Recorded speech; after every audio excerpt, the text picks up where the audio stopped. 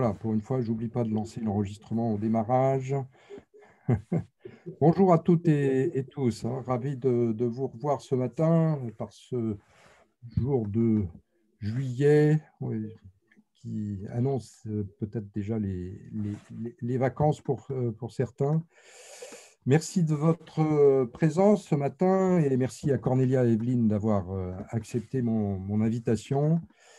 Le leadership est une qualité clé, hein, des acteurs de la gouvernance des organisations et c'est vraiment un des sujets que nous abordons dans le cercle des administrateurs Sciences Po. Et comme le disait récemment Jean-Dominique Sénard, peut-être avez-vous lu son interview dans l'Express il y a quelques jours, donc président de Renault, le président qui décide de tout et contrôle tout, eh bien, c'est fini. Ça peut sembler évident pour la plupart d'entre nous, mais que le président de Renault juge nécessaire de le préciser est symptomatique d'un modèle de gouvernance des entreprises encore trop command and control. En corollaire, donc, on comprend qu'il devient urgent de laisser émerger des leaders qui soient capables d'assumer une part de cette gouvernance qui doit se décentraliser. Alors qu'il s'agisse d'orienter le bateau dans une mer devenue très agitée et sous un ciel rapidement changeant, ce que l'on appelle un peu moins poétiquement un monde VUCA ou VICA en français, qu'il s'agisse de mobiliser des équipes, de rendre l'entreprise attractive pour les clients et les collaborateurs, les leaders doivent entraîner le plus grand nombre au plus proche du terrain. Alors Cornelia, merci beaucoup pour ton essai plein d'optimisme, de bon sens, d'énergie communicative. Et un très bon ouvrage avant ces vacances pour revenir gonflé. Tu fais une admirable synthèse entre les témoignages de 21 leaders passionnants qui ont partagé avec toi avec les dernières tendances dans le management des entreprises, comme le management agile, l'intrapreneuriat. Dans cet ouvrage, d'ailleurs, tu appliques toi-même les conseils de ces leaders, puisque tu es spontané, authentique, sans filtre, en partageant tes expériences et ressentis personnels, ce qui rend la lecture agréable et convaincante. Voilà un auteur humain, comme on attend qu'un leader soit humain pour être engageant. Tu es aussi une praticienne du leadership, puisque aujourd'hui tu es entre autres nombreuses activités, très nombreuses activités, directrice générale adjointe de la métropole Le Havre-Seine, après avoir occupé des fonctions similaires dans d'autres grandes collectivités territoriales et souvent auprès de grands hommes politiques, hein, Édouard Philippe actuellement, François Bayrou avant, Michel Delbar encore avant, et j'en oublie bien sûr. Alors tu es allemande d'origine, mais tu dois mieux connaître la France que la majorité d'entre nous ici, car après avoir fait l'ENA, puis rejoint des administrations centrales, tu as souhaité travailler dans les collectivités locales ou territoriales, oui, et tu as sillonné la France dans tous les sens. Alors, tu es aussi formatrice, conférencière, coach, mère de 3 jeunes filles, et j'oublie bien d'autres choses. Alors, pour construire ton ouvrage, tu as eu la riche idée de croiser ton regard avec celui d'Evelyne, qui, pas à pas, au fil du développement de ta pensée, en marquant le rythme dans cet ouvrage, Evelyne a apporté son éclairage d'experte du sujet. Alors, Evelyne, tu as une superbe expérience de dirigeante dans un grand groupe, le groupe Accor, où pendant 40 ans, tu as enchaîné des fonctions opérationnelles et des fonctions ressources humaines, notamment celle de DRH Group, et tu as ainsi soutenu et dirigé ce développement fantastique de ce beau groupe Accor. Tu es maintenant coach de dirigeant et tu accompagnes des transformations. Et toi aussi, tu as d'ailleurs commis un ouvrage sur le leadership d'une certaine manière et tu prépares un autre ouvrage. Merci à vous deux, donc Cornelia et Evelyne, d'avoir accepté de venir partager, je vais dire, le nectar de votre ouvrage avec les membres du cercle qui sommes passionnés par tous ces sujets de gouvernance. Alors, je vous propose maintenant de lancer nos échanges en posant à l'une et à l'autre des premières questions introductives pour un temps de réponse chacune de 10-15 minutes. Et je suis sûr que votre complicité vous conduira parfois à répondre ensemble. Alors, j'invite les autres participants à poser vos questions dans le chat et je les relayerai dans un deuxième temps. Nous terminerons à 10 heures. la séance est enregistrée pour permettre à ceux qui s'étaient inscrits et qui n'ont pas pu nous rejoindre de profiter tout de même de cette matinale. C'est tous les avantages du télétravail, enfin des séances en webinaire.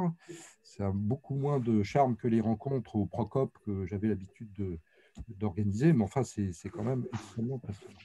Alors, Cornelia, premier bouquet de questions pour toi autour de la genèse de ce livre. Hein. Comment et pourquoi t'es venue l'idée de ce livre? Comment t'y es-tu prise? Quel parti pris pour interviewer les leaders? Qui choisir? Qu'est-ce que c'est qui est un leader? Hein, et sur quoi et comment l'interviewer? Voilà, toute la genèse de ton livre. Et puis aussi, qu'est-ce que tu as appris en échangeant avec eux? Qu'est-ce qui t'a le plus marqué, le plus surpris? Voilà, à toi, Cornelia. Oui, merci beaucoup Didier et bonjour à tous. Beaucoup de questions en une. Didier, il faudrait peut-être me les rappeler si j'en oublie dans les Pas de différentes souci. étapes de développement de mon discours. Comment m'est venue l'idée de ce livre? Alors, ça me trottait dans la tête depuis quelques temps déjà, depuis quelques années. Tu as cité un peu mon parcours. Dans mon parcours, j'ai touché à des fonctions managériales très diverses. J'ai pu avoir en responsabilité 1650, voire plus, de collaborateurs, surtout dans des fonctions très opérationnelles. J'ai pu avoir, c'est le cas actuellement, plutôt quelques dizaines de collaborateurs, mais dans ce cas-là, tous plutôt eux-mêmes des cadres supérieurs. J'ai touché à des portefeuilles extrêmement divers dans le domaine des politiques sociales, dans les domaines de l'attractivité, actuellement du développement économique, l'innovation, le digital, la smart city, mais aussi des fonctions très, très, très, très techniques, et même l'ultra social aussi. Et il y avait quelque chose qui émergeait depuis un peu moins de 10 ans et avec encore plus de prégnance depuis les 5-6 dernières années. C'est peut-être lié à ce monde VUCA. En tout cas, je constatais que de plus en plus dans les fonctions managériales de cadres dirigeants, on était attendu de plus en plus sur notre capacité à mener le changement, à réinventer, d'abord on pensait que c'était juste restructurer les services et finalement on pouvait se rendre compte qu'on avait besoin de nous pour réinventer le service produit, pour réinventer les modèles et donc forcément aussi pour réinventer la façon dont on les produit, la façon dont on travaille et on fonctionne ensemble.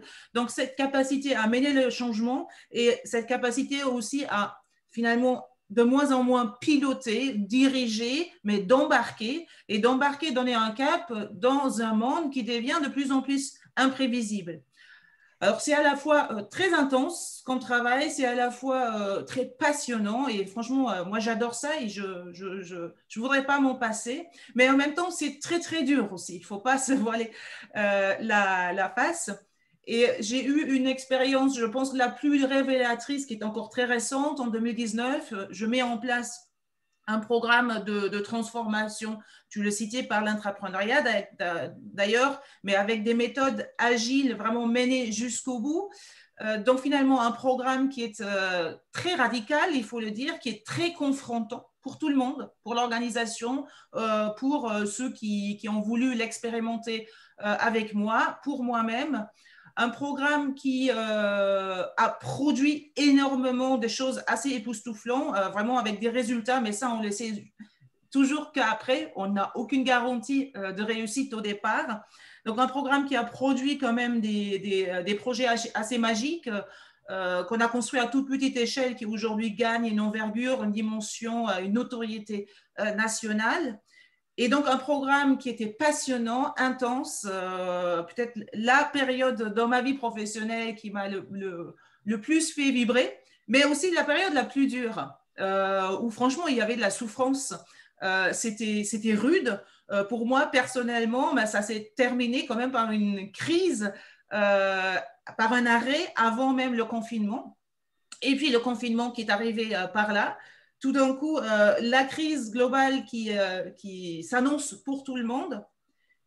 Et là, avec ce double recul que j'avais de mon propre coup d'arrêt et puis le coup d'arrêt pour le monde tout autour, tout d'un coup, cette évidence qui s'impose à moi de dire, mais en fait, ce Covid, ce confinement qui met tout le monde dans une crise évidente, n'est probablement pour beaucoup de leaders de cadres dirigeants qui sont confrontés à des exigences de transformation depuis longtemps, ben, cette crise, elle ne fait que confirmer que le monde, il est complètement imprévisible et qu'on sera de plus en plus amené et de plus en plus attendu sur cette capacité à nous remobiliser d'abord avant de pouvoir remobiliser les équipes et à réinventer effectivement ces nouveaux modèles. Et donc, cette idée du livre qui trottait toujours dans ma tête, et je pense que ça devait être vers le milieu du confinement, un soir, je me dis, mais j'ai la chance de connaître des gens, des cadres dirigeants, des petits entrepreneurs. Quand je dis petits, ce sont des grands entrepreneurs aussi, mais plutôt de petites entreprises en émergence, des start-upers, comme j'ai beaucoup travaillé sur les questions effectivement de l'innovation et des start-up. Donc des start-upers, mais aussi des associatifs, des militaires. Et donc j'ai un réseau très, très riche par la diversité aussi de ces profils. Je me dis, tous ces gens-là, ils me racontent de plus en plus avoir vécu des choses similaires de ce que j'ai pu observer, y compris de crises profondes dans le management aussi. Je ne suis absolument pas seule et on a plein de choses à se dire sur ce sujet-là et peut-être la résilience va être l'une des capacités, l'une des compétences clés du leader de demain. Et là, effectivement, pendant une soirée, j'ai cette idée-là de me dire, mais si je veux écrire un livre qui va bien au-delà de mes propres convictions, de mon propre regard, de mon propre vécu, ben, ça serait quand même intéressant de regarder, de partager, d'échanger avec un nombre. Je ne savais pas si c'était 10 ou 30, je n'avais aucune idée, mais tout de suite, cette idée, ça serait bien d'avoir des regards très, très divers, et c'est ça qui pourrait justement donner cet aspect pas blabla, parce que personne n'a la vérité, moi j'ai la mienne, j'ai mes convictions, mon regard, mais il reste singulier. Et si j'enrichissais ça par tout ce que peuvent m'apporter les autres, ben, on arrive à avoir quelque chose qui ressemble quand même à une réalité de vécu et de terrain, d'où cette prétention de faire un bouquin sans blabla. Et puis, bon, le lendemain, je me suis dit, bah, l'idée, ça me plaisait toujours, mais il fallait que je la teste parce qu'on n'a aucune garantie quand on a ce type de projet que les gens ils vont accrocher, qu'on va trouver des gens qui vont effectivement déjà trouver ça intéressant et en plus éventuellement être prêts à partager. Donc, j'ai pris mon téléphone, j'ai appelé 2-3 amis, contacts, je leur ai parlé du projet, ils m'ont dit… OK, oui, c'était une très bonne idée. Et pour certains d'entre eux, oui, je veux bien partager. Et bah, ça s'est construit comme ça. Il faut savoir que quand j'ai lancé l'aventure, je n'avais aucune idée du travail que c'était. Parce qu'au-delà de l'écriture, c'est une logistique de fou. Il faut justement trouver les personnes qui vont témoigner. Il faut trouver un équilibre dans les profils. Il faut… les convaincre du projet, leur expliquer le projet. Il faut prendre date avec eux. Il faut qu'ils y consacrent chacun au moins 1 heure et demie, voire plus. Il faut, après les écouter, coucher ça sur papier. Après, il faut rééchanger avec eux parce que il faut aussi qu'ils se retrouvent dans le récit qui se dégage de ma plume. Il faut pour certains qu'ils le fassent valider aussi par leur propre structure, par leur propre hiérarchie. Et donc, c'était un travail de ouf. Donc, j'ai commencé les premières interviews début juin. Donc, ça fait maintenant un peu plus d'1 an. Et puis, en plus, moi, j'ai changé de job entre-temps, puisque l'été dernier, à la fin du mois d'août, donc j'ai déménagé, j'ai changé de région encore, j'ai pris un nouveau poste en septembre, je récidive à nouveau sur des projets de transformation assez radicales. Et donc, pendant 3 mois, je ne pouvais pas continuer le livre. Et puis, je m'y suis remise. Et puis, j'ai découvert aussi, Evelyne pourrait raconter des choses aussi sur cette question-là. J'ai découvert le monde de l'édition quand on est premier auteur avec son premier ouvrage. Ben, ce n'est pas facile, le monde de l'édition. Il fallait que je me rende à l'évidence que j'avais besoin d'un éditeur un peu spécial parce qu'avec un éditeur classique, vous n'éditez pas en tant qu'au premier en tant qu'auteur qui sort son premier livre, vous ne publiez pas en 2021. Et pour moi, vu la tournure que prenaient les interviews, il était clair que ça ne faisait pas de sens d'attendre 2022 ou 2023. Donc, il fallait trouver l'éditeur qui avaient l'air suffisamment sérieux pour moi, mais qui en même temps étaient capables de méditer encore en 2021. Donc, il y avait toutes ces questions-là. Et donc, voilà, donc le bébé, il est né. Et puis, il fallait trouver Evelyne parce que je l'ai trouvé que finalement, à la fin de l'aventure, mais c'était bien aussi parce que j'avais besoin de la nourrir déjà avec les interviews qui étaient déjà quelque part in the pocket parce que le but, c'était qu'elle puisse y porter son regard singulier qui est différent, pas du tout contradictoire, mais différent, complémentaire du mien et qui devait apporter aussi cette richesse à ce livre. Et Evelyne aussi a dû donc fournir un travail énorme parce que là, vous le voyez, le bouquin fait quand même plus de 300 pages. Et donc, il fallait aussi que je le termine en temps voulu, justement pour pouvoir tenir le calendrier d'une publication en 2021. Et en plus, je voulais qu'il sorte avant l'été pour que les amis et les contacts puissent le lire sur la plage s'ils veulent. Voilà un peu sur le making-of. Et alors, Cornelia, qu'est-ce qui t'a marqué le plus surpris dans tous ces échanges avec ces leaders? Alors, plusieurs choses. La première, c'est quand on cherche, parce que j'avais quelques contacts, mais je n'avais pas 21 contacts dans une situation où je les avais vraiment sous la main pour aller partager des choses, parfois, vous le verrez hein, dans le livre, des choses parfois aussi intimes, aussi fortes, et surtout tout le monde n'avait pas forcément le temps. Donc, dans la façon dont il fallait s'y prendre pour aller trouver les leaders qui seraient prêts à interviewer, première surprise, il est plus facile d'aller obtenir des femmes que des hommes. Donc, c'est très clair, hein, dans le bouquin, il y a 21 témoignages, il y a de publiés seulement 18, parce que 3 n'ont pas voulu que je les publie tant que tel, pour des raisons très différentes et tout à fait respectables, bien sûr. Sur les 21 interviewés, il y a seulement 8 hommes et les hommes, il fallait aller les chercher. Donc, c'était un peu plus compliqué.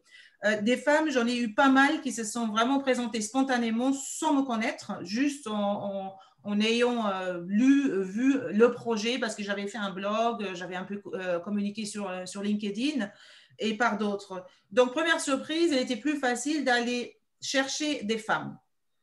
Deuxième surprise, dans la manière de se confier, on retrouve quand même pratiquement dans tous les témoignages des femmes beaucoup plus d'éléments qui mélangent complètement de ce qui se passe dans leur vie professionnelle et totalement lié à ce qui se passe aussi dans leur vie personnelle et vice-versa.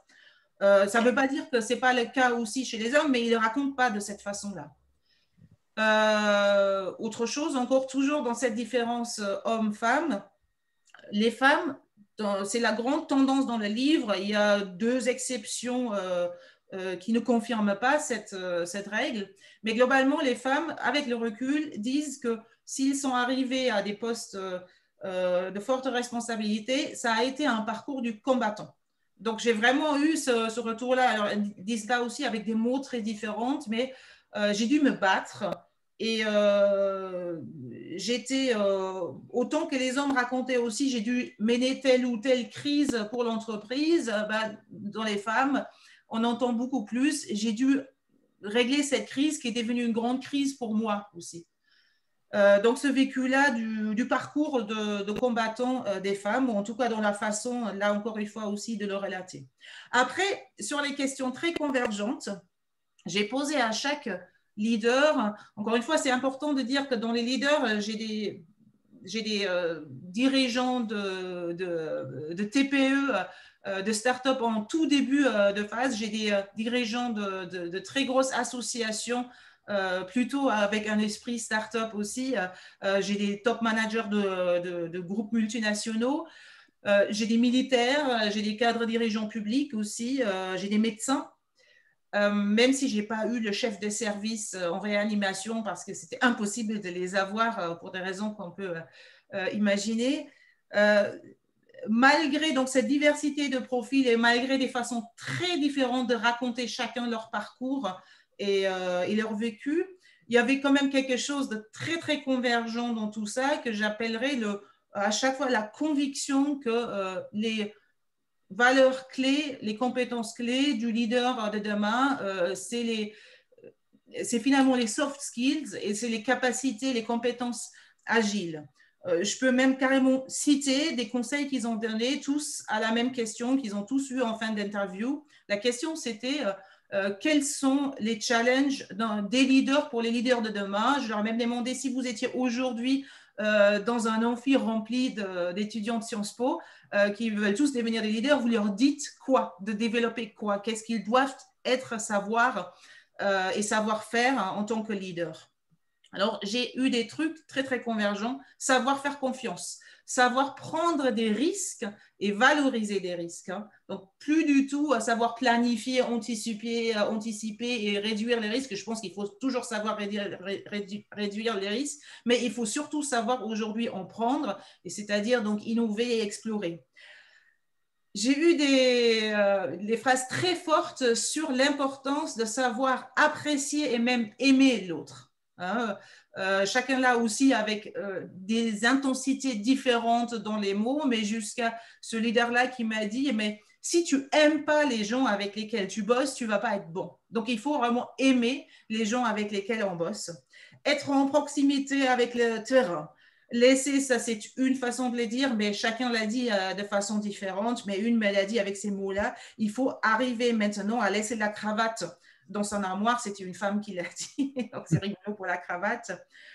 Prendre soin de soi et des autres, donc ça j'ai essayé dans la partie un peu synthèse, j'ai essayé de le développer davantage parce que c'est là où tout le monde pêche, dans cette certitude, cette conviction qu'on a tous aujourd'hui et pourtant on s'y prend mal, de prendre d'abord soin de soi parce qu'on ne peut pas prendre soin des autres si on n'est pas bien équilibré aussi sur ses deux pieds. Et je prends effectivement la métaphore de l'avion, hein, quand l'avion, quand il y a une crise dans l'avion et quand les masques tombent, on vous dit d'abord de mettre votre masque à vous parce que si vous n'êtes pas oxygéné, vous ne pouvez pas aider les autres.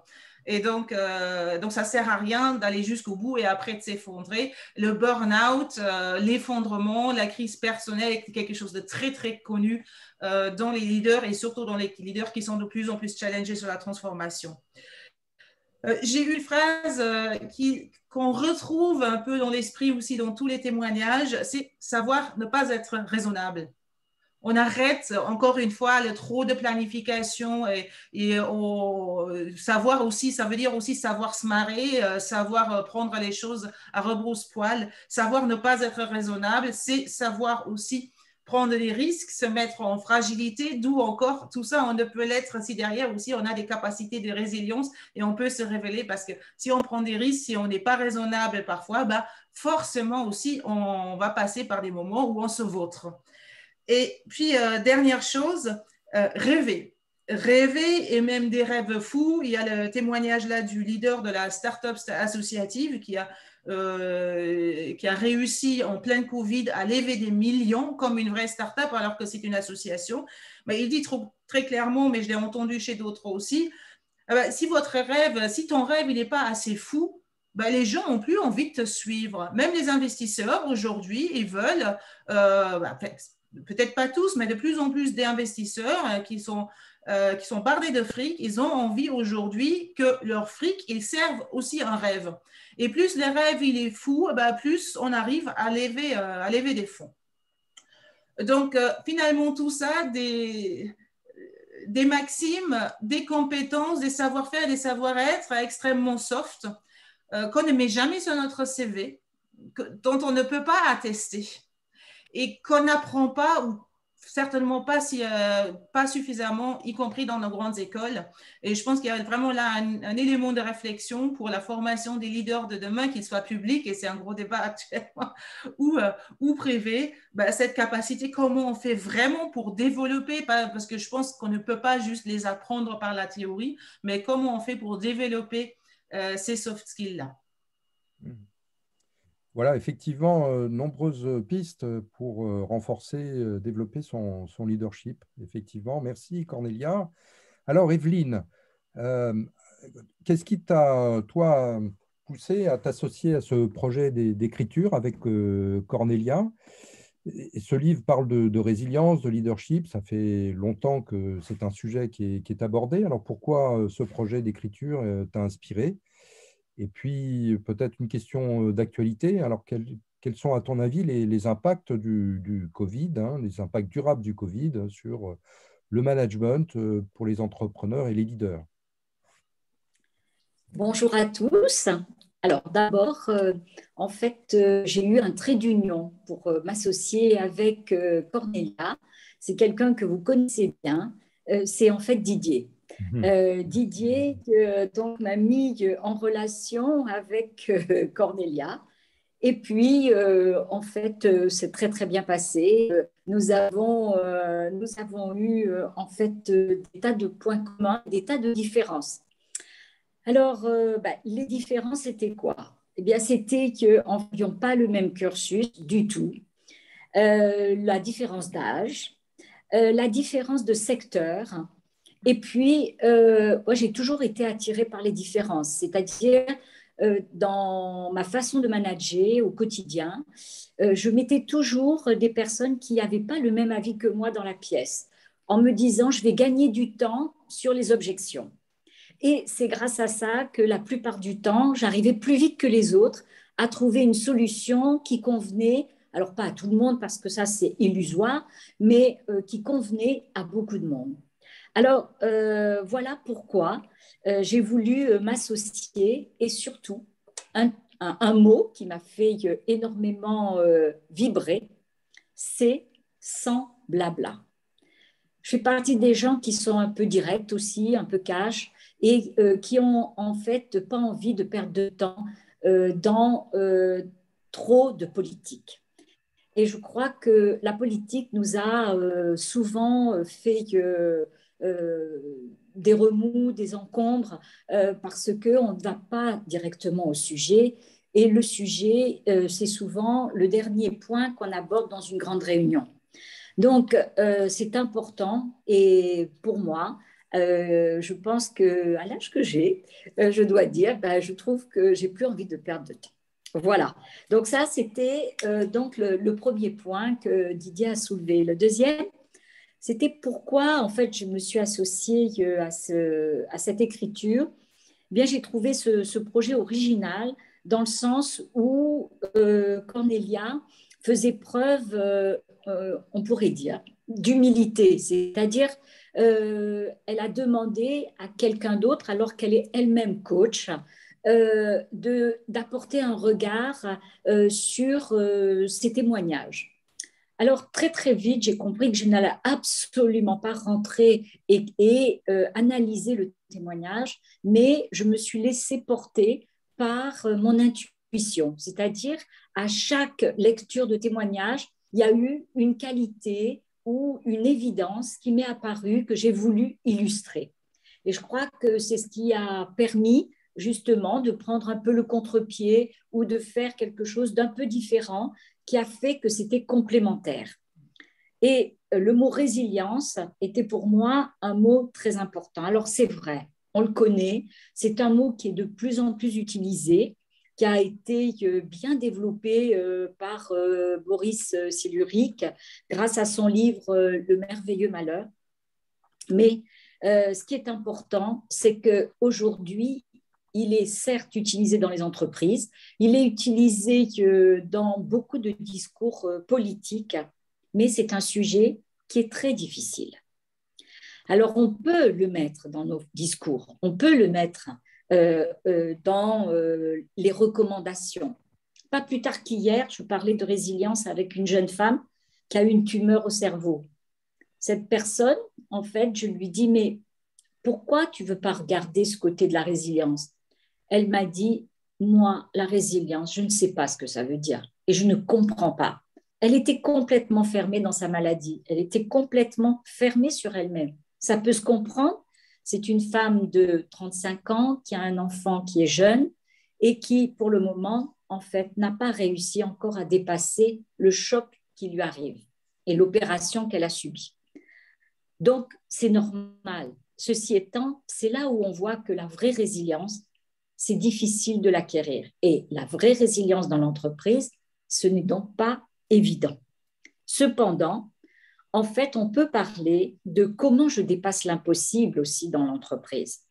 Et je crois que ça fait aujourd'hui l'objet de notre crise, la Covid.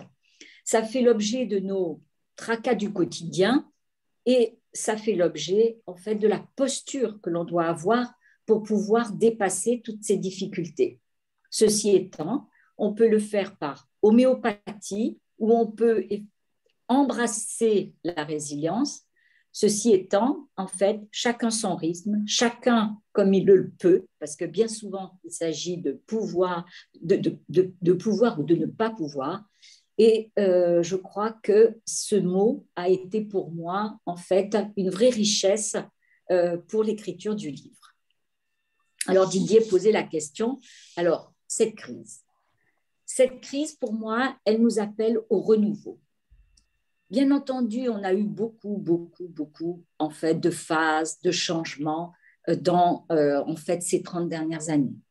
On nous a dit, voilà, maintenant, on va faire telle chose, c'est-à-dire les structures plates, les structures, on est trop en silo, etc. Enfin, vous connaissez tous les termes qui sont utilisés pour pouvoir développer de nouveaux types d'organisation. Aujourd'hui, on se rend compte qu'on est face à une grosse difficulté. Une des difficultés, je ne dis pas que c'est la seule, une des difficultés, c'est que les personnes n'ont pas envie de retourner travailler. Alors, donc, qu'est-ce qu'on fait? On accepte? On n'accepte pas? Comment? Quelle posture avoir? Donc, le changement, en fait, le management a besoin de changer, en fait, le paradigme. Il ne peut pas rester tel qu'il est. Il y a des personnes avant la Covid, qui ne voulaient absolument pas entendre parler du télétravail parce qu'ils pensaient que les personnes n'allaient rien faire chez elles. C'était donc des convictions, des croyances de certains managers. D'autres étaient très ouverts et pensaient que non, que les gens, en fait, étaient responsables et qu'ils pouvaient tout à fait donner un très bon travail. Aujourd'hui, en fait, il y a des clans dans les entreprises. Ceux qui souhaitent absolument à ce que les gens reviennent et les autres qui disent mais non, il faut leur faire confiance. Donc, comment faire pour pouvoir rassembler, pour pouvoir ramener et pour pouvoir regarder les choses? Alors moi, je me dis qu'aujourd'hui, il faut partir peut-être de façon un peu plus haute et de se dire que la règle pourrait devenir le système chaotique. Parce que de toute façon, en fait, on ne maîtrise pas et on ne sait pas. Alors, je vais vous apporter quelques idées, mais est-ce que les bonnes? Je ne sais pas. Par contre, j'ai des convictions, puis d'autres en auront d'autres et on peut se confronter. Et grâce à ça, donc, eh bien, on va pouvoir avancer. Alors, la règle, comme je vous dis, le système chaotique, et par contre, le système stable serait des cas particuliers. On inverserait complètement le sujet et la problématique. Mais la plupart des managers intermédiaires, ils veulent quoi? Ils veulent de la stabilité parce qu'ils disent on veut bien faire, on a envie que le sujet de la qualité soit respecté, on a envie de prendre le temps de faire les choses. Mais on voit bien que la notion de temps n'est plus la même. Donc, il vaut mieux afficher quelque chose qui peut-être perturbe un peu comme un système chaotique et ensuite trouver et faire son sillon dans ce système chaotique pour pouvoir avancer. Un autre point que je voudrais aborder, c'est la relation aux autres va changer. Cornelia l'a dit, des personnes, en fait, dans les témoignages, l'ont signalé.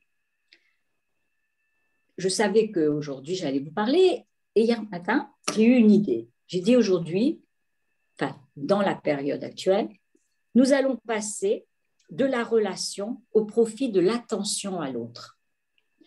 La relation, c'était on buvait le café autour de la machine, on disait « Salut, tu as passé un bon week-end », mais c'était bien entendu en fait, de la pure politesse. On se foutait absolument de l'autre, souvent. Bien sûr, il y a des gens qui avaient de l'empathie et qui étaient proches des autres. Enfin, je veux dire, en fait, ce n'est pas caricatural ce que je vais vous dire. Ceci étant, en fait, prendre et avoir de l'attention à l'autre, c'est beaucoup plus exigeant. C'est beaucoup plus difficile. Et pourtant, dans ce système chaotique, si en fait on a de l'attention à l'autre, on va savoir ce qu'on peut lui faire faire. On va savoir ce qu'on peut lui demander. On va savoir comment mieux avancer avec lui et on va savoir surtout ce qu'il ne faut pas lui demander. Donc, c'est vrai que ça fait du management à la carte, mais je crois qu'on n'a pas le choix. On n'a pas le choix. Et si on veut bien s'entourer, on a besoin de connaître l'autre. Alors, il ne s'agit pas de rentrer dans sa vie personnelle, mais très vite, si on veut connaître l'autre, on a besoin de comprendre quelques éléments. Actuellement, vous n'avez pas eu, vous, des personnes qui vous ont dit « Oh là là, il faut que je retourne travailler, je ne peux plus travailler à la maison. » Pourquoi ? Eh bien, c'est parce que, en fait, le travail est venu s'installer dans la maison. Et avec son stress. Et ce stress, il est communicatif pour toutes les parties prenantes de la famille. Donc, voyez, si vous ne savez pas que cette personne, elle est installée dans un petit appartement, que ce n'est pas évident chez elle, etc., bah, vous lui dites non, continue ton télétravail parce que c'est important.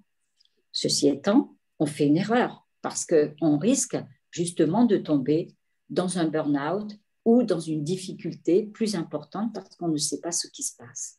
Donc, l'attention à l'autre, c'est vraiment de connaître la personne, de savoir comment être avec elle et de voir jusqu'où, en fait, on peut aller. Bien entendu, dans les règles de la performance, il n'est pas question, en fait, d'être bisounours et de penser que toutes les choses vont être idéales pour tout le monde. Mais c'est d'ouvrir, et là je vais vous parler du cœur, d'ouvrir votre cœur pour que justement vous puissiez aller plus loin. Alors ce qui est important, c'est de trouver une sphère sociale qui permettra d'exister aux yeux des autres. C'est-à-dire que chaque département, chaque service, chaque organisation puisse créer sa propre sphère afin de pouvoir accueillir l'autre. Le télétravail. Ce télétravail, c'est durable, c'est pas durable. Bien entendu, tout le monde pense que ça va être durable. Et moi aussi. Ceci étant, qu'est-ce qu'on fait en fait du circuit de décision? Comment on le manage avec ce système? Et ça, le circuit de décision relève beaucoup de points dans une organisation. Je crois que ça, c'est quelque chose d'extrêmement important par rapport au futur de cette crise. Bon, cette crise, elle constitue indéniablement un accélérateur des évolutions. Les entreprises les plus engagées aujourd'hui dans le management sont les mieux préparées pour pouvoir développer l'intelligence collective. Vous en avez tous entendu parler. Tout le monde a lu ou a eu des expériences là-dessus. Ce qui est important, c'est qu'il faut pouvoir mieux rebondir pour demain. Alors, il faut inventer, en fait, a new way of working, parce que, et ça, c'est propre à chaque entreprise. Les modèles que l'on fige, ce n'est plus possible. Il faut absolument que chacun, dans son entreprise, puisse amener des choses qui lui correspondent. Cette crise pousse une plus grande humanisation de la gestion des personnes avec des nouvelles formes d'organisation du travail, ça c'est indéniable. Et puis aussi, donc, ça repose sur le développement économique et financier pour pouvoir avoir un regard beaucoup plus soucieux de l'environnement, de la nature, des gens, en fait, d'avoir une équité sociale un peu plus importante. Alors, ce management plus attentif aux forces individuelles, pour moi, doit être la sortie de crise Et je pense que cette crise nous amène à être dans l'ouverture, dans le cœur et donc dans l'humanité. Merci, merci Evelyne, merci de laisser, de donner cette place au cœur hein, dans ces sujets professionnels. Hein, c'est effectivement un point important. L'une et l'autre, hein, vous abordez différentes reprises la question de l'échec. Hein. Et en particulier, Cornelia, tu cites Churchill, que j'aime beaucoup cette citation, hein, le succès consiste à aller d'échec en échec sans jamais perdre son enthousiasme. Hein. Elle est extrêmement forte, cette citation. Et donc, vous traitez l'une et l'autre hein, de l'échec. Hein. Et en particulier, il y a un passage, je vais te citer, Cornelia, si je le retrouve, hein, qui est que, pardon, la résilience, hein, s'apprend de la crise et des échecs. Hein, c'est ce que tu écris, Cornelia. La réussite, elle, ne nous apprend pas grand-chose et ne nous prépare à rien. Ça aussi, c'est très fort. Hein. Et toi, Evelyne, sur l'échec, on revient au sujet du cœur. Hein, l'échec doit nous apprendre à nous aimer. Voilà. Donc, moi, j'aime beaucoup le rapprochement de ces différentes citations autour de l'échec, hein, qui est une destinée assez courante pour tous, bien évidemment. Voilà, peut-être, Cornelia, peux-tu reprendre, parce que c'est nourri par un certain nombre de témoignages hein, de tes 21 leaders sur ce sujet. La citation, effectivement, c'est un des top managers de grands groupes qui l'emploie, la citation de Churchill, hein, et qui justement, je posais une des questions à tout le monde. Donc, je posais deux questions. La première, quelle a été, je les ai fait raconter leur parcours, et après, quelle a été l'étape la plus marquante de votre ou de ton parcours. Encore une fois, il y avait des amis parmi ces leaders, il y avait des personnes que je n'avais jamais vues avant. Et la deuxième question, c'était quelle a été la crise qui t'a le plus appris, ou la crise la plus forte aussi dans ta vie. Et presque tout le temps, en fait, j'aurais pu mettre ça dans la même question. En fait, l'étape la plus marquante, c'était aussi à chaque fois la crise la plus importante qu'ils ont tous traversée. Et ce leader-là, il raconte effectivement le jour où il est très, très grand groupe de consulting, je ne sais pas le nom, vous allez retrouver là-dedans. Il perd un des clients historiques avec ses équipes. Ils se sont vachement préparés. Ils perdent le marché, donc probablement ces chiffres pour toute l'année, voire pour les années suivantes, sont terriblement remis en question. En plus, il ne s'attendait pas à le perdre. Toute l'équipe derrière vit cette crise de l'échec avec lui. Il est quelques jours à la maison face à lui-même. Et finalement, là, il doit puiser au fond de lui-même pour se remobiliser d'abord, et après pour remobiliser l'équipe. Et il dit, c'est là en fait que j'ai le plus appris sur moi-même, sur les forces que j'avais dans l'équipe. Et il donne aussi ce conseil extrêmement précieux, je trouve, et que moi, je connaissais déjà, mais en fait, je n'avais jamais appliqué. Je l'essaye un petit peu plus maintenant. Il a dit, il faut célébrer les échecs.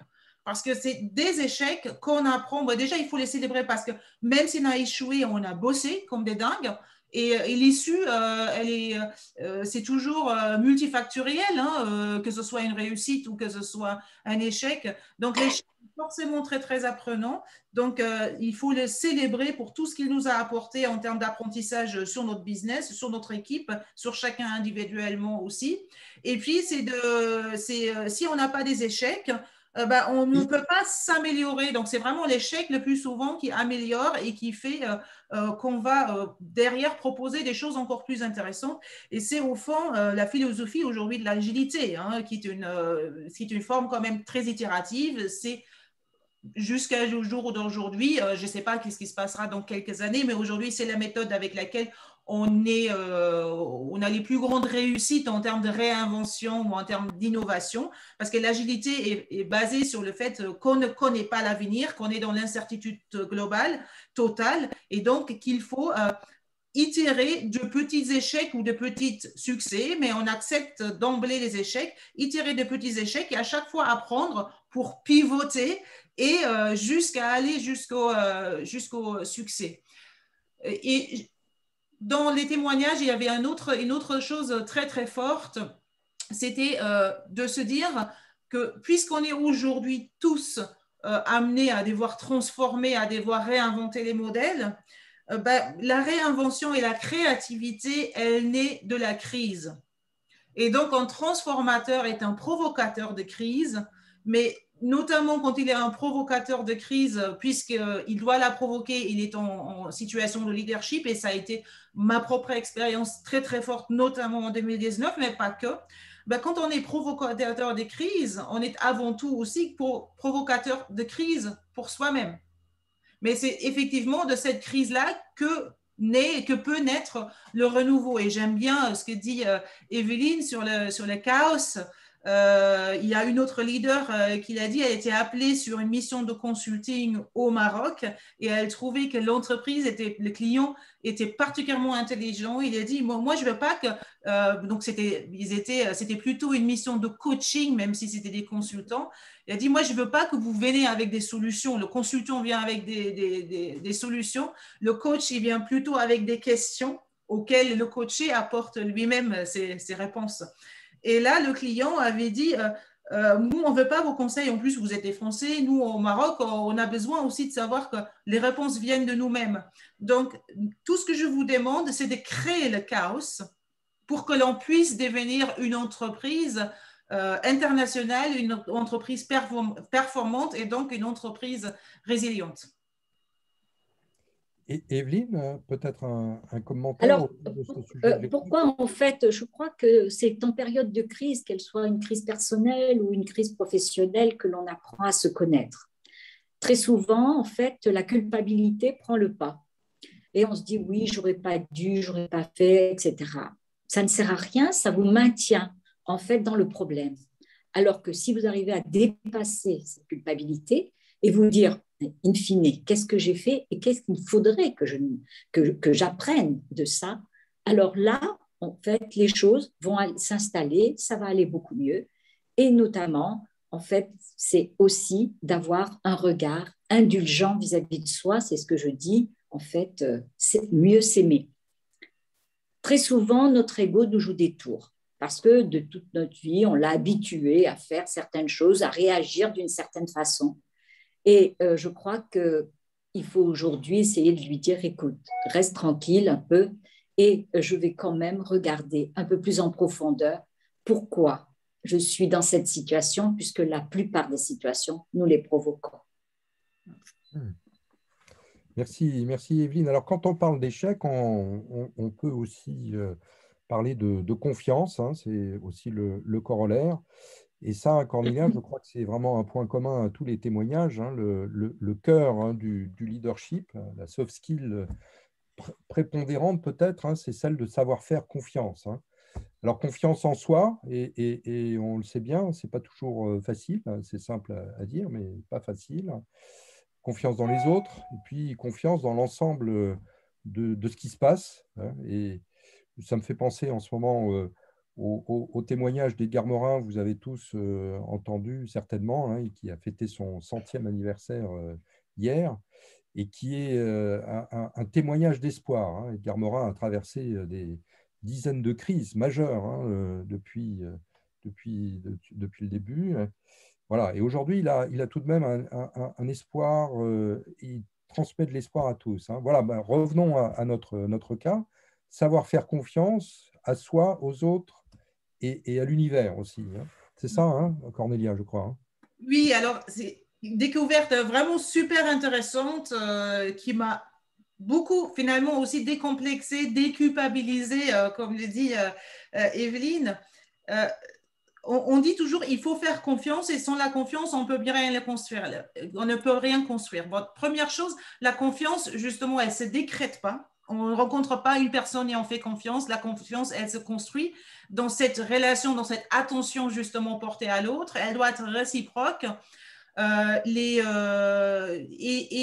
pense aussi, là encore, ce sont des militaires qui me l'ont dit, mais aussi ce grand partenaire du grand cabinet de conseil, qui disent si on ne se livre pas aussi un petit peu, les autres ne vont pas se livrer et forcément on dévoile aussi des choses qui vont au-delà de la vie professionnelle et c'est ça qui est encore plus poussé aujourd'hui, notamment avec la visio, parce qu'on a tous eu une réunion où les enfants ont émergé, où le conjoint s'est trompé que la chambre c'était devenu une salle de comex.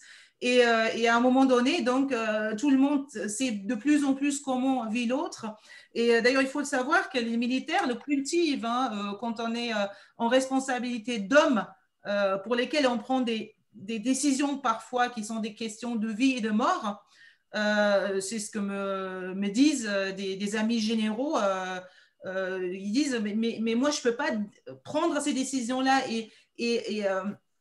et penser que la personne, elle va me faire confiance si je ne sais pas les enjeux pour lui derrière. Si je ne sais pas que sa fille, elle a une maladie, qu'il est peut-être en instance de divorce, que son fils, il n'est pas sûr qu'il va avoir son bac. C'est parce que je connais les enjeux pour lui qu'il me fait confiance pour que je puisse prendre avec lui, mais surtout aussi pour lui, des décisions qui, encore une fois, peuvent avoir des conséquences sur le reste de la vie et même sur sa mort. Donc ça c'est une chose. Et après, donc cette confiance, il faut la construire. La confiance, elle doit se donner a priori et pour autant, et c'est ça qui m'a vraiment étonnée dans les récits, la confiance, elle est régulièrement trahie et c'est comme ça et c'est pas grave.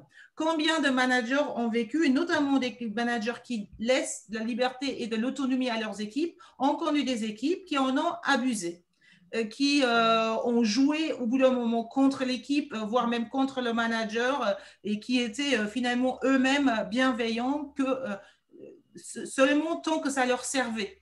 Ça existe. On n'est pas dans un monde de bisounours. Donc, quand on donne de la confiance, plus on se met aussi en risque d'être trahi dans la confiance. Pour autant, la confiance, elle est la plupart du temps tellement dans la réciprocité et elle apporte tellement que les quelques échecs de la confiance sur lesquels on n'a pas forcément la main valent largement ce qu'on va en retirer. Et moi, ça m'est arrivé effectivement que j'ai eu des trahisons de confiance que je jugeais très, très, très, très graves et je me suis à chaque fois posé la question, mais est-ce que je fais trop facilement confiance ? Et ça m'a beaucoup décomplexé effectivement de savoir que d'autres leaders sont dans cette situation aussi et me confirme que ah ben non, ça sera tellement compliqué si on ne faisait pas confiance. Ça serait tellement compliqué si on devait toujours se dire ah mais est-ce qu'un tel, il va la trahir? Parce que la plupart des gens ne la trahissent pas. Et donc, on peut vivre avec le fait qu'il y aura, je ne sais pas, 10% des gens autour de nous qui n'ont pas cette ouverture qui permet d'amener ça vers la réciprocité. Et il faut vivre avec, et ça fait partie de notre monde. Et si on ne supporte pas ça, on n'est peut-être pas bien positionné dans des postes de management qui sont avant tout des postes de la relation à l'autre. Et Evelyne, un commentaire sur ce sujet de confiance? Donc, la confiance, effectivement, en fait, elle est très fragile. En fait, c'est que Cornéla l'a très bien repris. C'est un peu ce que j'ai développé dans le livre.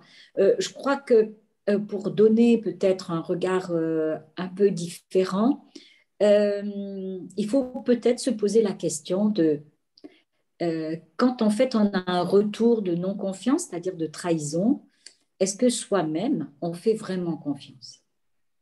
Parce que y a effectivement cette notion de je ne peux pas faire confiance parce que j'ai été trahie, et souvent dans mon enfance.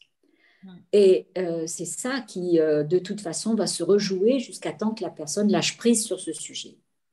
Et ce qui me paraît vraiment important, c'est de se questionner par rapport à ces trahisons pour voir est-ce qu'on a été dans l'illusion soi-même, parce que bon, des fois, on dit oh là là, cette personne, vraiment, je sais que je peux faire confiance, etc. Puis malheureusement, en fait, elle n'était pas digne de confiance. Et puis d'autres fois, c'est moi-même, je ne fais pas confiance, donc personne ne me fait confiance. Donc, vous voyez, il y a vraiment un sujet à regarder à titre individuel. Oui, merci. Alors, n'hésitez pas les uns les autres à poser vos questions dans le chat, hein, je pourrais les relayer. Je suis sûr que vous avez de nombreuses questions vécues, de questions de leadership, certainement. Alors, peut-être pour poursuivre notre échange en attendant ces questions, il y a un sujet qui est bien relevé dans l'ouvrage, hein, c'est que plus on monte en grade, plus on s'éloigne du terrain et plus il y a besoin d'arriver à se ressourcer sur les problématiques concrètes des clients, des collaborateurs. Alors, comment fait-on, hein, pour gérer ce paradoxe? Cornelia. La méthode la plus efficace, mais la plus radicale aussi que j'ai trouvée, c'est l'entrepreneuriat basé sur le mode agile. Alors, moi, pendant longtemps, j'étais convaincue que les transformations, le changement, il fallait absolument le mener de façon systémique. Et donc, j'avais beaucoup lu, je me suis beaucoup renseignée sur les questions aussi de management libéré. J'avais regardé même des exemples de très grosses structures, y compris publiques. Il y a des exemples très, très intéressants sur 2 ministères belges qui se sont mis en management libéré. Et d'ailleurs, c'est très intéressant chez eux parce qu'ils ont, il y a déjà, je pense que ça fait presque 10 ans, ils se sont mis en télétravail partiel avec des collaborateurs aujourd'hui qui je pense que depuis 2010 ou 2012, ne viennent travailler en ministère, donc en présentiel, que 2 jours par semaine, ce qui a profondément changé leurs approches managériales, parce qu'il fallait du jour au lendemain justement faire confiance, mais aussi changer les méthodes finalement de mesure des résultats. Donc, on n'était plus dans la mesure du présentiel, mais dans un management par les objectifs, et notamment dans le public. Ce n'est pas quelque chose qui est très, très courant, mais je sais aussi que même dans les grandes entreprises, ce n'est pas quelque chose qui est parfaitement bien maîtrisé. Et d'ailleurs, il y a plein d'approches différentes pour faire un management par les objectifs. Alors, donc le management libéré, au départ, c'est vraiment cette idée-là de dire ce sont les collaborateurs qui sont sur le terrain, qui sont le plus proches du client, qui voient le client tout le temps. Je prends l'exemple de la grande distribution, c'est les caissiers, c'est les mecs qui sont dans le magasin, qui connaissent mieux les clients que le top manager qui ne voit pratiquement jamais les clients et qui prendrait donc vraiment des décisions en chambre close. Pour autant, effectivement, le management libéré radical, qui est une forme de méthode agile, radicale aussi, souvent, ça peut vraiment aussi complètement déstructurer l'organisation, et ça dépend énormément vraiment du top manager. Je dis ça dans une de mes conférences. Si vous voulez faire du management libéré à toute votre organisation, si vous êtes les PDG, c'est très bien. Si vous n'êtes pas les PDG, vous risquez de vous faire virer. Et donc, une méthode de faire du management libéré et donc de retrouver l'accroche avec le terrain, l'accroche avec les clients, c'est effectivement de le faire dans des bulles d'autonomie moi j'appelle de l'intrapreneuriat, où on laisse des collaborateurs qui ont une idée, qui ont remarqué une problématique sur le terrain pour les clients usagers. On leur laisse le temps et les moyens qui sont très, très minimes, mais pour vraiment mener à bien, en toute responsabilité, ce projet-là, et pour créer une première preuve de concept qui peut éventuellement être mise à l'échelle. Donc, c'est une philosophie et c'est une méthode agile.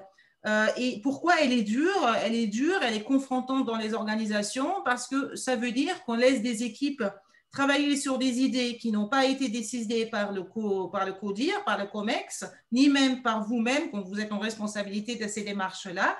Pour moi, ça a été confrontant aussi, hein. On les laisse travailler avec des méthodes qui ne sont pas très, très connues et dont personne ne croit au départ qu'elles sont sérieuses. On les laisse travailler sans cahier de charges, sans planification, et sans reporting autre que des phases de stop au go. Et par contre, un reporting qui est uniquement celui du client usager, qui veut dire « oui, je confirme qu'il y a un problème là », « oui, je confirme que mon besoin, c'est celui-là » et « oui, je confirme cette première réponse que tu as construite, elle est intéressante pour moi et je pourrais l'utiliser ». Donc, vraiment, on donne la main et les pouvoirs finalement de la stratégie des nouveaux business, on la donne au terrain, aux clients usagers, mais surtout aussi à des collaborateurs qui peut-être n'ont ni grade ni diplôme. Et c'est ça qui est compliqué, mais qui est fascinant. Et je ne peux que le dire, même si ça demande une sacrée dose de résilience, qui m'a d'ailleurs fait écrire ce bouquin-là, c'est génial, c'est presque miraculeux. Mais encore une fois, c'est un travail parce qu'il faut se former à ces approches-là. C'est un travail parce que ça demande un renversement de la posture, hein, parce que c'est un renversement de paradigme. Et c'est un travail parce que même la formation et même le renversement de posture ne suffisent pas. Il faut pratiquer, pratiquer, pratiquer. Et il faut qu'à l'échelle de l'organisation, on mette en place aussi un dispositif d'acculturation générale. Sinon, effectivement, les résistances vont être tellement grandes que il n'y aura pas seulement des crises, mais ça pourrait vraiment, je pense, tuer aussi ce type d'approche finalement dans l'œuf ou juste après le démarrage. Et c'est vraiment des problématiques qui sont partagées avec des très grosses boîtes aussi qui mettent en place des formes d'incubation en interne comme Total, comme Orange, mais de plus en plus aussi des boîtes très industrielles qui expérimentent ça. Donc, cette agilité, cette capacité à se remettre, à se reconnecter avec la base, avec les clients usagers peuvent bien sûr être un client usager interne, mais cette reconnexion avec la base, je pense que c'est la clé de la résilience organisationnelle de demain. Mais encore une fois, c'est un sacré boulot, c'est un sacré challenge. Alors, par rapport à ce point en particulier, je pense qu'il faut aussi travailler un point complémentaire pour moi, Cornelia, c'est le doute. Parce que le doute, en fait, hante l'entreprise à ce moment-là, que ce soit aussi bien pour les salariés qui n'ont pas forcément confiance en eux, puisque jusqu'à maintenant, ils ont appliqué ce que on leur a dit, et les managers qui disent, mais nous avions l'habitude de les manager, de les conduire, donc comment, en fait, où va être ma valeur ajoutée aujourd'hui? Donc, je vais peut-être perdre mon poste puisque, en fait, je lâche les choses. Donc, ça, c'est du doute qui s'installe à tous les niveaux. Ça, c'est le premier point. Le deuxième point que je verrai aussi, c'est en fonction de l'entreprise, nous avons des valeurs qui sont installées. Et donc, les valeurs, pour ma part, c'est très intéressant parce qu'on met derrière des principes de management liés à ces valeurs pour les conduire jusqu'au plus bas de l'entreprise, sur le terrain, pour pouvoir donner un type de service. Ceci étant, si les valeurs sont très fortes et que l'on souhaite mettre cette approche, il y a un sujet qui est attention à ces valeurs qui sont installées, qui peuvent en fait faire basculer négativement, c'est-à-dire rejeter l'approche parce que c'est trop installé. Donc tout ça, ce sont des éléments de diagnostic en amont qu'il faut bien intégrer pour que justement les choses soient anticipées sur ces deux points. Oui. Le doute, c'est essentiel. Je pense même dans toutes ces approches, la philosophie primordiale à avoir, c'est on ne sait pas. On ne sait pas quand on commence ces approches à quoi cela va mener. On n'a pas de réponses en amont sur les problématiques qu'on va rencontrer et comment les déconstruire. On ne sait pas, encore une fois, c'est ça qui est compliqué aussi parce que quand on met en place ces démarches-là, on doit avoir quand même une conviction ou en tout cas une intuition que c'est la voie à suivre, parce que si on n'est pas convaincu, on ne le fait pas, c'est trop compliqué. Mais en même temps, on ne doit pas être le porteur d'une vérité absolue. Et c'est très compliqué, hein. Moi, ça a été, et ça l'est encore aujourd'hui, très compliqué parce que j'ai des convictions fortes qui me permettent de porter ces démarches-là. Et en même temps, il faut que régulièrement, je sois aussi en capacité de me dire, bah oui, mais ça peut aussi ne rien donner, ça peut aussi ne rien marcher et je peux me tromper d'approche. Et c'est ça qui est compliqué. C'est compliqué pour moi, c'est compliqué pour les collègues, c'est compliqué pour les collaborateurs qui s'engagent dans une aventure dont on ne connaît pas l'issue. Et encore une fois, c'est très contradictoire avec tout ce que nous avons appris sur parce que l'alpha et oméga pour nous, surtout dans les grosses structures, c'est quand même de travailler avec des cahiers des charges, c'est de travailler avec des tableaux de Gantt pour savoir à quelle étape on en est où et quel livrable on veut à quel moment. Et cette façon-là de travailler de façon qui doute, de façon itérative, de façon qui intègre le fait qu'on va avoir des échecs, on va essayer d'en apprendre, c'est presque anticulturel. Je ne sais pas si un jour on peut avoir cette culture-là parce que les grandes entreprises ont besoin aussi de s'appuyer sur des certitudes. Donc, je pense que le bon milieu, c'est d'avoir effectivement dans les grandes structures la capacité à être dans un mode que j'appellerais exécute, qui va dérouler les modèles existants et qui ont fait leurs preuves, et toujours une capacité aussi de se mettre dans un pas de côté et d'explorer, de réinventer, mais pas tout en même temps, mais de réinventer à petite échelle et étape par étape les enjeux, les stratégies aussi et les modèles qui en ont le plus besoin. Mais c'est une, c'est une recherche, c'est une quête permanente. Bien. Alors, un autre sujet aussi, c'est celui de la mixité dans les entreprises et au niveau des directions générales, des directions d'entreprise. Vous savez, donc, il y a quelques semaines, une loi a été votée en première lecture à l'Assemblée nationale, hein, qui prévoit que les entreprises de plus de 1000 personnes en 2030, si je ne me trompe, devront avoir au moins 40% de femmes dans leur direction générale, leur direction plus largement. Alors, comment pensez-vous que les entreprises doivent s'organiser pour pouvoir permettre cette transformation importante de l'entreprise, hein? On sait que pour les conseils d'administration, hein, il y a un gros travail, une transformation qui a été faite, hein. Il y a eu beaucoup de résistance au début, mais maintenant, la France a réussi à avoir un bon niveau de représentation des deux sexes au niveau des conseils d'administration. Là, le sujet est quand même beaucoup plus large. Déjà, au niveau des conseils, c'était une belle taille, mais là, ça va être beaucoup plus large, hein. Toutes les entreprises de 1000 personnes, les directions générales. Donc, le sujet est vraiment très important, hein. Voilà, comment voyez-vous les choses sur ce thème? Pendant longtemps, moi, je croyais que ce n'était pas un sujet. Pendant longtemps, je pense que j'étais très sage sur la question et pourtant, même si ça se résorbe un petit peu, mais si, c'est encore le cas, dans les comités de direction générale que j'ai connus, j'étais pendant longtemps, ou presque toujours, la seule femme. Depuis septembre, c'est la première fois où je suis dans un comité de direction générale où c'est équilibré. Et pourtant, le big chef au-dessus est aussi un homme.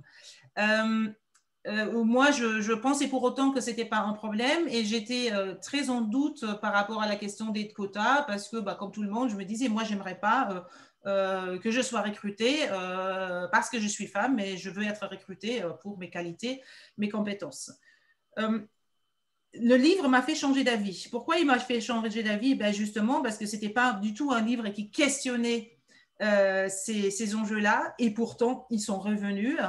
Ils sont revenus, comme je l'ai dit avant, dans le fait que j'ai eu plus de facilité à trouver des femmes et qu'en plus, les femmes se livrent plus sur ce retour-là, qu'elles considèrent quand même leur parcours le plus souvent comme un véritable parcours du combattant.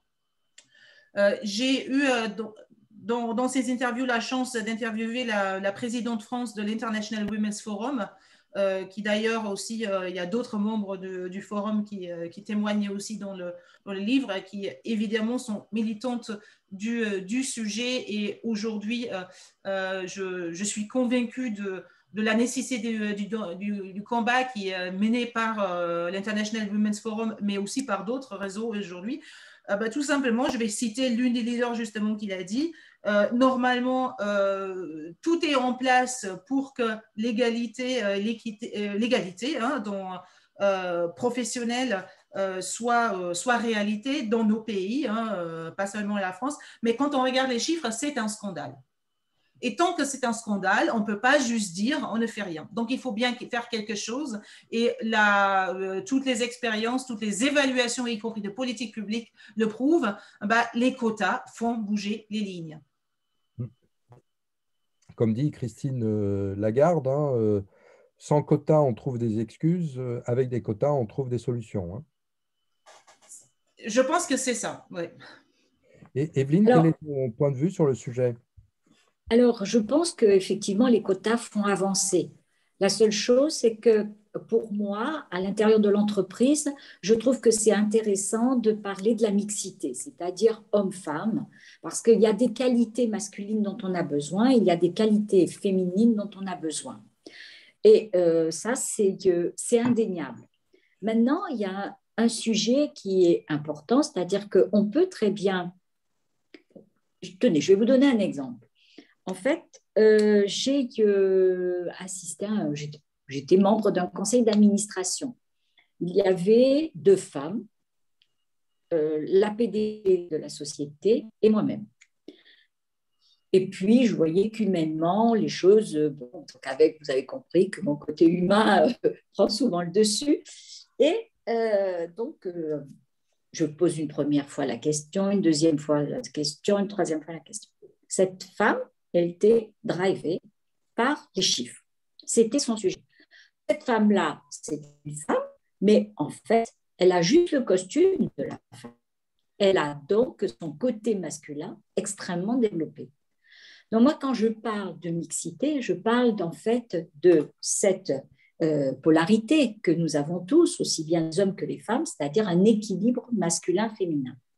Il est évident que c'est difficile d'aller chercher chez l'un et l'autre. On ne peut pas mesurer en fait le niveau de masculin ou de féminin sur une personne. Donc, du coup, je me rallie au quota pour pouvoir effectivement avancer et pour pouvoir avoir de bons résultats. Chez Accor, alors je ne me souviens plus en quelle année, il y a de ça quand même au moins plus de 15 ans, j'ai mis un quota. C'est-à-dire que ce quota, c'était il fallait qu'il y ait 25% de directrices d'hôtel dans le monde. Vous pensez bien qu'au Moyen-Orient, il y avait 0. Mais par contre, au Brésil, il y avait 60. Donc, bien entendu, je suis arrivée au bout de 4 ans à avoir ces 25% de directrices. Parce qu'on parle souvent des conseils d'administration, mais on oublie en fait le management intermédiaire. Et pour une société de service, c'est clé. Donc, c'est pour ça que j'avais plutôt pris cette option de 25% de femmes directrices dans les établissements que nous manageons. Voilà, en fait, pour vous donner quelques éléments. Il y a aussi, en fait, les qualités qui sont reconnues aujourd'hui sur le leadership féminin. Et ce qui m'ennuie, c'est que souvent, on les oppose aux hommes. Et c'est ça, en fait, que je voudrais, pour moi, dans mon idéal, rétablir. C'est-à-dire que, en fait, il s'agit quand même de qualité. Les femmes, forcément, elles savent moins demander de l'aide, par exemple, alors que les hommes, ils s'entraident. Ils ont leur club, alors que nous... alors, est-ce qu'il y a de la rivalité? Parce que souvent, si on reprend Donc, ne serait-ce que il y a quelques centaines d'années, on a souvent mis les femmes en rivalité pour un homme. Donc, du coup, on le retrouve dans l'entreprise d'aujourd'hui.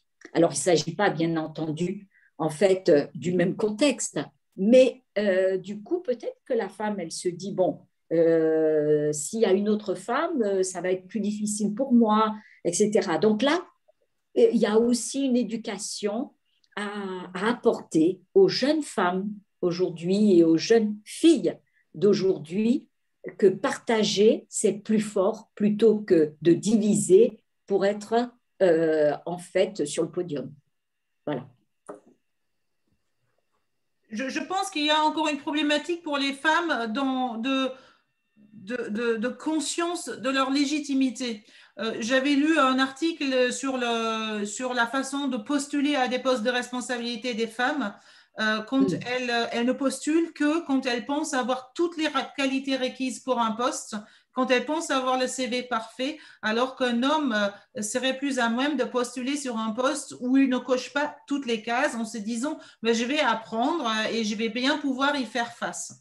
Donc, pour une femme, encore davantage, je ne pense pas que ce soit mon cas, mais globalement, encore cette quête d'être dans la perfection et qu'on n'aurait pas justement le droit à l'erreur. Donc, elle ne s'autorise pas suffisamment d'oser et elle ne s'autorise pas suffisamment d'erreurs, et y compris aussi dans leur façon justement d'allier vie professionnelle et personnelle. Donc, elles se disent, mais si je ne peux pas être à 150% sur le 2, j'aurais tort et on me le reprocherait et je me le reprocherais. Et donc, cette capacité à oser, ça se recouvre aussi avec des analyses très sérieuses qui ont été faites sur le temps de prise de parole des femmes dans les conseils d'administration ou dans les COMEX. Elles ne prennent pas autant la parole que les hommes. Et ça, il faut quand même se questionner sur ces choses-là. Et puis, encore une fois, je pense qu'on a aussi, et là je m'inclus, développé une forme d'habitude à des choses qui ne sont pas normales. Il m'est arrivé d'avoir eu, et c'était pas une fois ou deux fois, mais il m'est arrivé d'entendre des choses vraiment sexistes. Il m'est arrivé qu'on ait essayé de m'évincer de mon poste parce que j'étais enceinte la deuxième fois. Ça m'est arrivé. Et pendant longtemps, même moi, je me suis dit, non, il n'y a pas un sujet pour les femmes parce que je pensais presque que c'était normal. Et avec le recul, aujourd'hui, je me dis, c'est pas normal. Il n'est pas normal qu'à l'époque, que je n'ai pas réagi beaucoup plus fortement. C'était peut-être aussi une question d'âge qui, là aussi, je ne m'autorisais pas cette légitimité peut-être de dire non. Et je connais beaucoup de leaders ou d'ailleurs juste de cadres, femmes, qui ont vécu aussi ces situations-là, des situations qu'un homme n'aurait pas à vivre. J'ai une question à poser peut-être à l'Assemblée. Est-ce que vous savez comment une femme gère le succès et comment un homme gère le succès? Et deuxièmement, est-ce que vous savez comment une femme gère la tempête dans l'entreprise et comment un homme gère la tempête? Est-ce qu'il peut y avoir un peu de spontanéité sur ce sujet-là? Sinon, je demanderai à Cornelia de répondre. Mais ce n'était pas prévu. Voilà, si vous voulez donner vos réponses sur le chat, on pourra les relayer.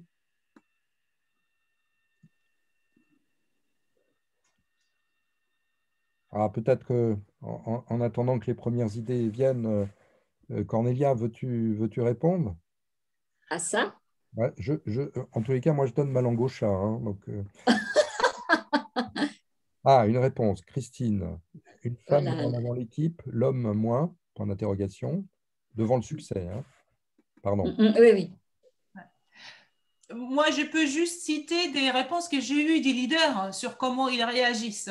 J'ai plus entendu de la part des hommes, il y a une crise, il y a une tempête, j'essaye d'avoir un plan. Et j'ai plus entendu de la part des femmes, il y a une crise, il y a une tempête, je vais sur le terrain et je dis que je ne sais pas. et je dis, et j'essaie d'écouter pour comprendre qu'est-ce qui se passe, et j'essaie de comprendre aussi c'est quoi qui fait peur pour après éventuellement pouvoir apporter une réponse si elle est réelle, si je ne dois pas l'inventer. Les deux sont légitimes, je pense qu'il faut un peu les deux, mais je pense que pour l'instant, on connaît moins encore dans l'entreprise l'approche de je vais d'abord écouter ce qui se passe et je vais aussi écouter les inquiétudes des autres et après je construis une réponse à ça. Alors, je ne vais pas vous faire patienter plus longtemps. En fait, un homme, pour gérer le succès, bien pour lui, il va s'enorgueillir souvent et ça va lui faire prendre des ailes, c'est-à-dire prendre des risques qui ne sont pas forcément adaptés. Alors que la femme, elle va pondérer le succès. Elle va se dire, bon, ok, mais en fait, la bataille n'est pas encore gagnée. Donc, fait-on, écoutons ce qui s'est bien passé, mais il ne faut pas s'arrêter, il faut continuer. Bon, c'est peut-être le côté un peu persévérant qu'il peut y avoir au niveau des femmes. Au niveau de la tempête, l'homme risque de se mettre beaucoup plus à risque parce que il est blessé. Il a une blessure qui va le conduire à parfois à même remettre en cause son entreprise parce que il ne va pas supporter cet échec. Alors tout ceci est bien sûr un peu caricatural, hein, attention. Par contre, et tout le monde a du féminin et du masculin, donc il peut y avoir des comportements différents. Par contre, une femme, elle va mieux résister parce qu'elle va faire face à cette tempête. Elle va en fait prendre, on va dire, son habit de combat pour pouvoir y arriver. Et là, donc, elle va aller sur le terrain, elle va écouter, elle va chercher en fait des solutions ailleurs. Alors que l'homme, lui, il va se dire, mais comment? Je n'y arrive pas, je ne trouve pas la solution. Et il risque, pour certains, de s'enfermer. Voilà, en fait, c'était juste un clin d'œil, mais c'est pour vous dire que forcément, on est complémentaires et en période de succès, peut-être qu'on ne fait pas assez parce qu'on est plutôt besogneuse. Et en période de tempête, on n'a qu'une envie, c'est atteindre le but. C'est-à-dire que on le voit actuellement, les jeunes femmes qui réussissent du point de vue, on va dire, des études, c'est parce qu'elles sont extrêmement rigoureuses et extrêmement engagées, alors que les jeunes hommes, ils aiment aussi prendre du bon temps. Qui a raison, qui a tort, je ne sais pas. Il y a peut-être aussi une différence de place de l'ego entre l'homme et la femme aussi. Oui, oui, tu as raison, Didier. Alors, il y a une question de Mathieu. Nous arrivons à la fin de notre matinale. Mathieu nous dit, voilà, donc diriger avec attention et humanité représente la figure du leader de demain. Mais comment expliquer l'attitude de certaines grandes entreprises, il cite Amazon, qui dirigent avec peu d'humanité les salariés et les petites mains, entre guillemets, je rajoute les guillemets. Comment répondez-vous? Parce que finalement, on est tous assez d'accord hein, sur cette dimension humaine du leadership. Pourquoi ne la voit-on pas plus souvent, et en particulier dans ces très grandes entreprises? Si je peux prendre la première réponse, je pense que c'est intrinsèque à la grande entreprise où la taille fait nécessairement adopter des organisations et des processus, des procédures pour organiser la complexité de la taille et en même temps, elle rigidifie l'organisation. Et je pense que c'est vraiment le dilemme de toutes les grandes organisations. Donc, on est après dans des silos, dans des organigrammes où la tête est forcément très, très déconnectée du terrain. Et tout l'enjeu, c'est aujourd'hui pour ces grosses boîtes, mais il n'y a pas que... il y a des boîtes beaucoup plus classiques aussi. Hein. Tout l'enjeu aujourd'hui, c'est de comment on fait en sorte pour reconnecter le haut avec le bas. Et avec le bas, je pense que c'est vraiment les collaborateurs des terrains, mais aussi le client le client et l'usager. Donc, ça pourrait être, je pense que ça doit être une stratégie gagnante que d'allier vraiment l'expérience usager-client avec l'expérience collaborateur. Je pense que c'est intimement lié.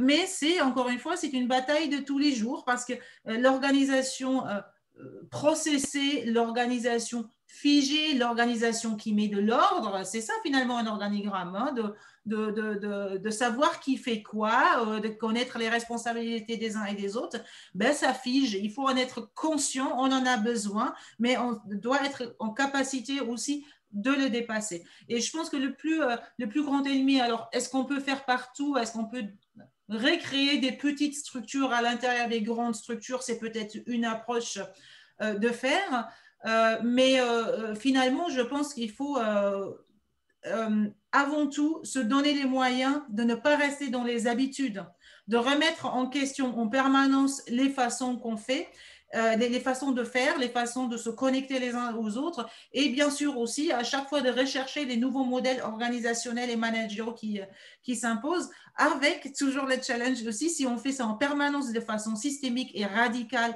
à tout bout de champ, ben on fatigue tout le monde. Donc c'est une question d'équilibre et c'est une question de dosage. Et Evelyne, le groupe Accor, c'est un très grand groupe, hein, mais qui est constitué de beaucoup de petites cellules, entre guillemets, très proches du client, en fait, hein. Disons, il y a la cellule de l'unité, c'est-à-dire donc de l'hôtel. Puis après, il y a une cellule où il y a en fait X hôtels rassemblés, puis ensuite un pays, puis ensuite une zone, puis ensuite le groupe. Bon. Ce qui avait été fait pour ramener de l'humanité au plus près et pour apporter le service le plus adapté aux clients, c'était de parler à l'unité et d'intégrer une politique humaine, c'est-à-dire avec des principes humains clairs.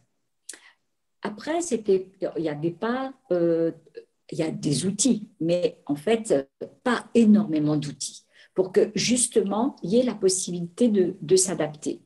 Je ne dis pas qu'il n'y a pas des divergences, parce que dans chacune, plus c'est décentralisé et plus il y a ouverture à certaines déviances. Bon. Mais ceci étant, si on se base sur les 80-20, on a 80% des unités qui fonctionnent bien et qui arrivent à donner cette ambiance donc on va dire de convivialité, de respect, d'humanité. Et puis, ben, il reste 20% où il y a des petits chefs, entre guillemets, qui conduisent les affaires. Bon. On essaye bien sûr de les gommer, mais ce n'est pas toujours simple parce que des fois, ils sont rusés, on ne les voit pas forcément. Bon. Ceci étant, il faut aller sur le terrain, il faut interviewer les gens, c'est-à-dire que c'est un travail sans cesse. Et dès qu'on voit qu'effectivement, il y a des déviances à certains endroits, il faut remettre le sujet sur la table pour voir comment le management est fait, quels sont les principes qui sont respectés ou pas, et qu'est-ce qu'on veut vraiment. Et il y avait une chose qui a beaucoup aidé, c'était de mettre des valeurs avec des principes au niveau de l'hôtel.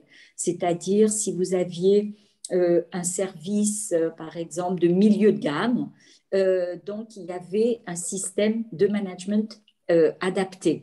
Et puis, sur le haut de gamme ou donc sur l'économique. Tout ceci, ça ne veut pas dire qu'il y avait de l'humanité économique. Bien souvent, l'humanité était renforcée sur l'économique parce qu'on avait affaire à des collaborateurs qui étaient en fait, moins bien, on va dire, capés. Donc, du coup, ça nous amenait à être plus indulgents et à regarder comment ils pouvaient donner le meilleur d'eux-mêmes. C'est un peu les mêmes populations que les caissières dans certains établissements. Donc, voilà comment, en fait, on a pu mettre de l'humanité dans l'ensemble et surtout qu'il y ait un projet dans l'entreprise. C'est-à-dire un projet où, en fait, on dit ce qu'on fait. Voilà, et on fait ce qu'on dit. Ça, c'est une règle de base. Si dans vos discours les plus hauts possibles, on vous parle de rêve, c'est peut-être très bien pour l'extérieur, pour la communication, mais à l'intérieur, en fait, les équipes, en fait, ruent dans les brancards, parce qu'ils se disent, mais entre ce qui est dit et ce qu'on fait, parce que tout se sait aujourd'hui. Donc, c'est très, très important de se dire, en fait, on fait ce qu'on dit et on dit ce qu'on fait.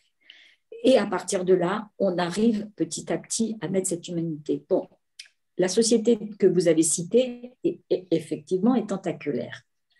Elle a beaucoup de résultats. Et donc, ça aveugle. Vous savez, quand il va falloir que le résultat diminue un peu pour qu'en fait, secouer les neurones. Donc, tant que effectivement tout le monde adhère, tout le monde achète, tout le monde en fait, parce que c'est pratique. Moi, de temps en temps, bien entendu, je l'utilise aussi. Donc, eh bien, dans ces cas-là, il n'y aura pas la crise qui va les impacter. Dernièrement, sur la France, ils ont eu une crise grâce aux partenaires sociaux. C'est les partenaires sociaux qui ont essayé de faire bouger un peu le système. Alors, c'était intéressant parce que, en fait, ils ont acquis des choses et ça a été mieux pour l'ensemble. Mais c'est dommage d'en arriver là et de donner raison à des personnes qui, en fait, sont là peut-être pour certains garde-fous, mais que le management ne prenne pas l'initiative. Bon, voilà. Je conçois que la question, d'abord, est très difficile. Il ne peut pas y avoir de réponse plaquée pour chaque entreprise. Chacun doit regarder. Et c'est quand, en fait, les finances vont moins bien que les choses commencent à être regardées, malheureusement. Donc, ce qui prouve encore qu'il faut une crise pour que les choses évoluent dans le bon sens. et faire émerger de nouveaux leaders qui vont s'appuyer sur cette situation pour déployer leurs convictions et leur capacité d'engager les autres. Hein. Bah, écoutez, nous arrivons hélas au terme de cet échange qui est passionnant, très, très, très riche, très sympathique aussi. Merci beaucoup Cornelia et Evelyne. Merci à toutes et tous qui nous ont suivis pendant cet échange. Il y aura encore beaucoup de choses à dire, à échanger. J'aurais aimé aussi évoquer ce que Cornelia, tu appelles l'écologie personnelle, hein, pour l'écologie personnelle du leader. Voilà, bah, écoutez, je vous conseille à toutes et tous de lire l'ouvrage de Cornelia auquel Evelyne a apporté son regard extrêmement complémentaire et très, très riche.